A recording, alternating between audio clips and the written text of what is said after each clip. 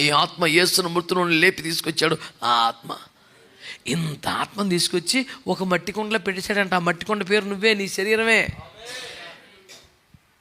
ఎప్పుడైతే ఈ పాయింట్ నీకు అర్థమవుతుందో, ఈ మట్టి కుండ క్షేమంగా ఉండాలి, గట్టిగా ఉండాలి, కాపాడబడాలి, కుక్కలు పడేసేలా ఉండకూడదు, ఎవడు పడితే టచ్ చేసేలా ఉండకూడదని దాని కాపుదలకు సంబంధించిన ఆలోచనలు నీకు వస్తాయి. కానీ అది అర్థం కాకపోతే ఆ కుండకి ఎట్ట సున్నం వేద్దామా, దానికి 5 రూపాయల బిళ్ళ మందం ఎక్కిద్దామా, దానికి ఏమి వేద్దాం, హల్లెలూయా, ఇవే ఉంటాయి మనకి.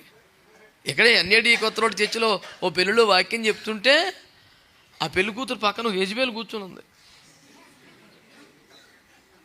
యెజబేలు ఓ పరిశుద్ధురాలను పెట్టలేదు, వాళ్ళు ఆత్మీయంగా బలపరిచే వ్యక్తిని పెట్టలేదు, ప్రార్థనాత్మ కలిగి ఆత్మపూర్ణులను పెట్టలా. ఎవరిని పెట్టారు? యెజబేలుని పెట్టారు. ఆ రోజు దేవుని వాక్యం ద్వారా పెండ్లి కుమార్తె అనుభవాన్ని మాట్లాడుతుంటే దేవుడు భూమి మీద ఉండాలని వదిలేసి